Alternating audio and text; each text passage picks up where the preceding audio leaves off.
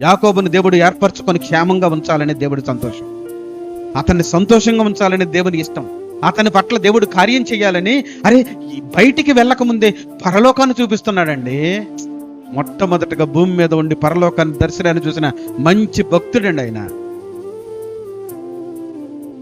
ఇంకా ఒక మాటలో చెప్పాలంటే, వాక్యమును మొట్టమొదటిసారిగా దేవుడు బయలుపరిచిన వాడు ఎవరో? యాకోబు. అతను కూడా ఏర్పాట్లో నుంచి జస్ట్ తప్పిపోయాడు. తప్పిపోతే ఏమైందమ్మా?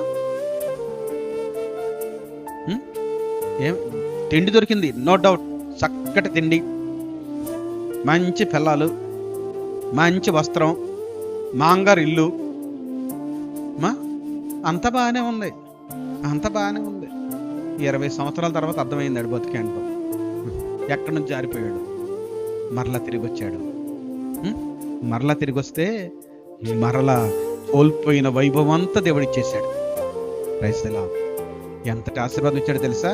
యాకోబు చిట్ట చివరి రోజుల్లో ఒక ప్రవక్త రేంజ్కి ఎదిగిపోయాడు, ఒక అభిషక్తుని రేంజ్కి ఎదిగిపోయాడు. దేవుని ఏర్పాట్లో ఉన్నటువంటి ఒక దైవజనుడి కేటగిరీకి వచ్చేసాడు. కళ్ళు పోయిన, ఎదుటిగా ఉన్నదేంటో మనోనేత్రాలతో చూడగలిగిన శక్తికి వచ్చాడు. కండ్లు మందగించిపోయినా ఎదుటి ఏముందో చెప్పగలిగిన స్టేజ్కి వచ్చాడు యాకోబు.